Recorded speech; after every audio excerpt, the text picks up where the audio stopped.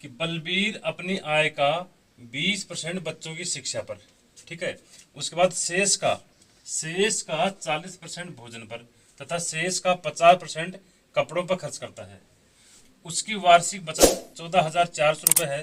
तो उसकी मासिक आय क्या है? इसमें सारी चीज़ों का कॉम्बिनेशन कर दिया है, वार्षिक का मासिक से भी कंबाइन कर दिया, उसके बाद परसेंटेज को भी बचे हुए शेष का कर दिया। यानी पहले प्रश्न से थोड़ा सा ही भिन्न प्रश्न है।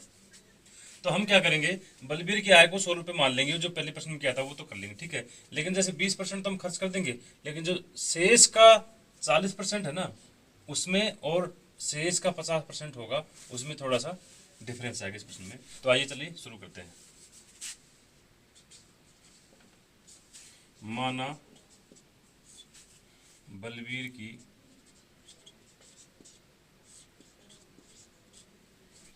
वार्षिक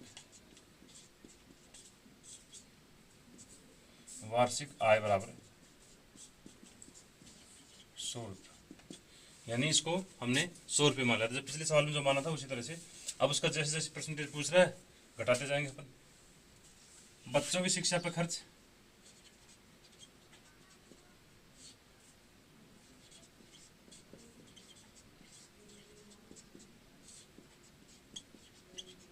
बच्चों की शिक्षा पर कितने रुपये खर्च कर रहा है? 20%, ठीक है। यानी अगर उसकी 100 रुपये आय है, 20% वो बच्चों की शिक्षा पर खर्च कर दिया, तो अब शेष कितनी बच गई? हमें एक एक निकालनी पड़ेगी, क्योंकि ये शेष का पूछ रहा है। हमें हर परसेंटेज के बाद में शेष निकालना पड़ेगा, फिर उसका फिर परसेंटेज निकालेंगे, फिर शेष निकालना पड़ेगा, क्योंकि ये डायरेक्ट नहीं दिया कि 20% इस पे, 40% इस पे, 50% इस पे, ऐसा नहीं दिया उसने। उसने कहा कि शेष जो बचता है उसका 40% आप भोजन पे खर्च करना है। इसलिए हम पहले शेष निकालेंगे इसका, ठीक है। शेष कितना बच गया? 100 रुपये इसकी आई थी और 20 रुपये इसने खर्च कर दी शिक्षा पर, तो अब शेष बच गया 80 रुपये, ठीक है। 80 रुपये बच गए। अब इसने शेष का 40%, यानी शेष ये रहा, इसका 40% भोजन पे खर्च किया। भोजन पे खर्च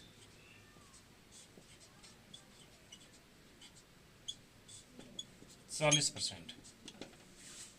तो 40% का मतलब है 40% को किस तरह से निकालेंगे आपको पता ही है।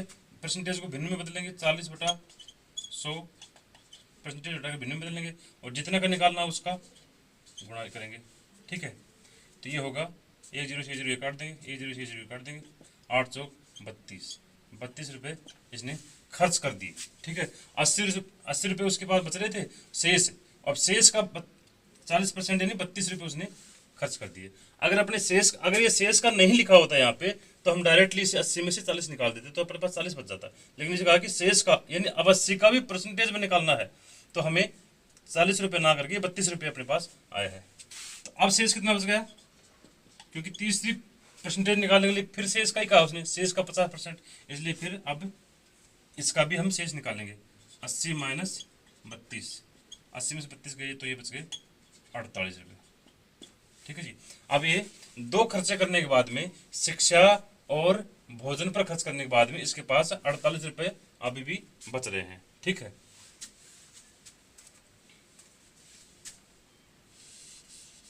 ठीक है। अभी तीसरा क्या है? तीसरा कह रहा है कि शेष का 50% कपड़ों पर खर्च करता है। कपड़ों पर खर्च, कपड़ों पर खर्च कितना? 50%। 50% को उसी तरह से हमें अमाउंट में निकालेंगे, तो 50% को हटा करके 50/100 लिखेंगे, और जितने भी निकालना उसको गुणा करेंगे 48, ठीक है जी।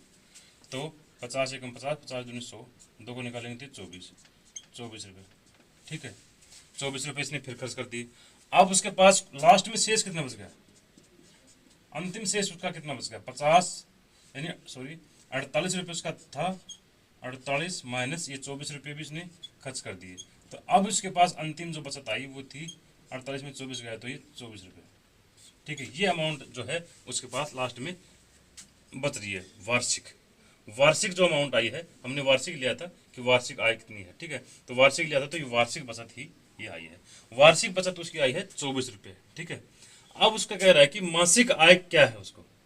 तो मासिक आय तो हम निकाल लेंगे, लेकिन मासिक आय हमने तो कैलकुलेशन सारी वार्षिक के हिसाब से की है। तो हम एक बार आय भी वार्षिक ही ले लेते हैं, उसके बाद जो आएगी उसका उसमें 12 का भाग दे देंगे तो वो मासिक हो जाएगी।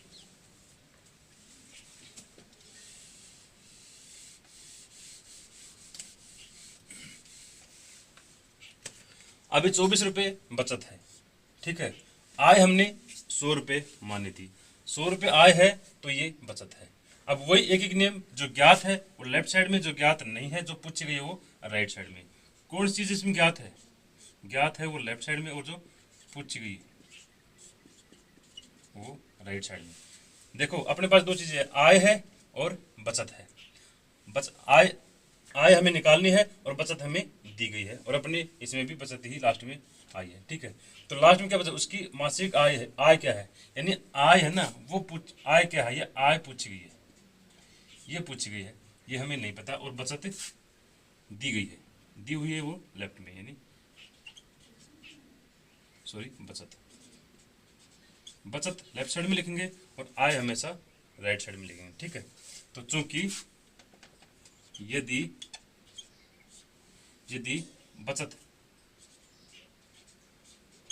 बचत 24 रुपये है तो आय वार्षिक आय, क्योंकि हमें बाद में उसका मासिक भी निकालना है। वार्षिक आय कितना? वार्षिक आय हमने 100 रुपये माने शुरू में। अगर बचत 24 रुपये ही उसके पास बच रही है साल की, एक साल की 12 महीने की वार्षिक, तो उसकी वार्षिक आय होगी 100 रुपये, ठीक है। इसलिए यदि बचत 1 रुपये है, ये डॉट डॉट इसलिए लगाया कि इसका मतलब ऊपर की लाइन ऐसे कैसे रिपीट है। अगर 1 रुपये ही है तो वार्षिक आय बराबर 100 बटा दूसरी लाइन में लेफ्ट हिस्सा नीचे आएगा 24, ठीक है जी। अब तीसरी लाइन में वास्तविक संख्या लिखेंगे।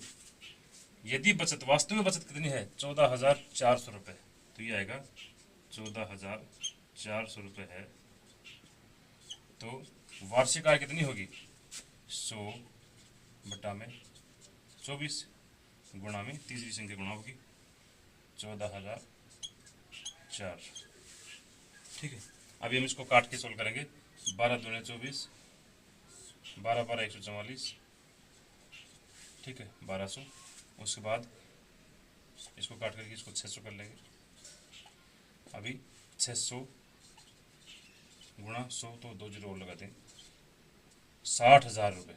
60,000 रुपये इसकी वार्षिक आय है, वार्षिक आय है। तो वार्षिक आय अपने पास आ गई 60,000 रुपये। ये कह रहा है कि उसकी मासिक आय क्या है, तो मासिक आय निकालने के लिए क्या 60,000 में 12 का भाग दे देंगे, 11 महीने की निकाल लेंगे। 60,000 बटा 12 बराबर 12 पंजे 60, 5,000 रुपये, ठीक है। ये हमारा आंसर होगा। यानी वार्षिक, अगर हमें वार्षिक आय निकाल ली है और लास्ट में पूछा गया मासिक है, तो हम पूरी कैलकुलेशन हमने वार्षिक के हिसाब से कर ली, और लास्ट में एक लाइन हमने मासिक को निकालने के लिए उसका 12 का भाग दे दिया, तो वो मासिक आ गया, ठीक है। तो आशा करता हूं कि ये आय और व्यय और बचत से संबंधित प्रश्न आप अच्छी तरह से समझ गए होंगे।